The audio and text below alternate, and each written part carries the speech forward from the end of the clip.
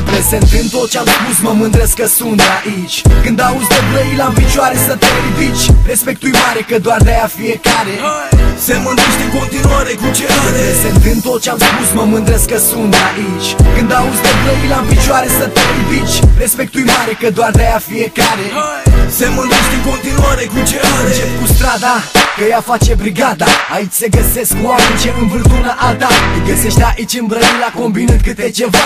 Unii dintre ei telefoana țipă prietena ta.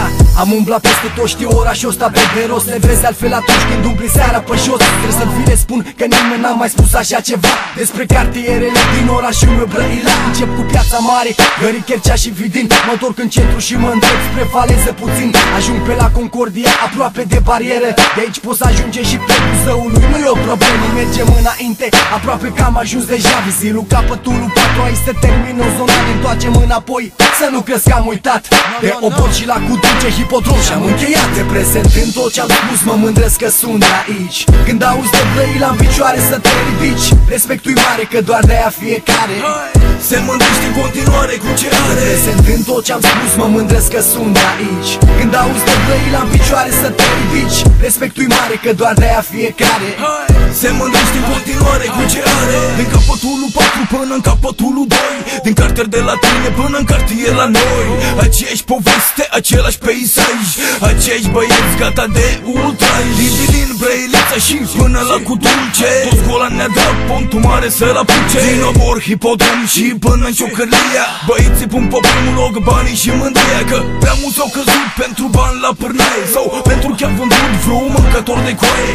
Unde sunt băieții răi, sunt și sifone multe, dar și mai mulți găpăr gata să-i asculte, gata să-i asculte, gata să ne înfrunte, să ne bage în trube și să ne înfrunte. Dar ce mai contează să facă ce vor, Brăila va rămâne raiul bagabonților. Reprezentând tot ce-am spus, mă mândresc că sunt de aici. Când auzi de Brăila în picioare să te ridici, respectul-i mare că doar de-aia fiecare se mândrește în continuare cu ce are. Reprezentând tot ce-am spus, mă mândresc că sunt de aici. Când auzi de Brăila în picioare să te ridici, respectul-i mare că doar de-aia fiecare se mândrește în continuare cu ce are. Nu uiti nici de penitenciar, te salut frate, să drac odată timpul să ieși în libertate.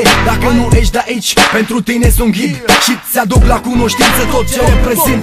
În primul rând sărăcia și o parte din muzică, strada mea, orașul meu, toate sunt în inimă. Când fiecare oraș nu sunt văzut doar griji și mulți sifonari care pe ei direct mă piși. Avem și găinari și pești și interlopi și cămătari, avem și ciorditori și sportivi și oameni normali. Mai sunt și muncitori ce își întrețin familiile cum pot și ei, că nu vor să încalce legile. Reprezentând tot ce-am spus, mai menționez ceva. Mai avem și fotbaliști, Dacia Unire Brăila, Diana Mocanu, Brăila a reprezentat. Și tu fii mândru de cine ești cu adevărat. Reprezentând tot ce-am spus, mă mândresc că sunt de aici. Când auzi de Brăila în picioare să te ridici, respectul-i mare că doar de-aia fiecare se mândrește în continuare cu ce are. Reprezentând tot ce-am spus, mă mândresc că sunt de aici. Când auzi de Brăila în picioare să te ridici, respectul-i mare că doar de-aia fiecare se mândrește în continuare cu ce are.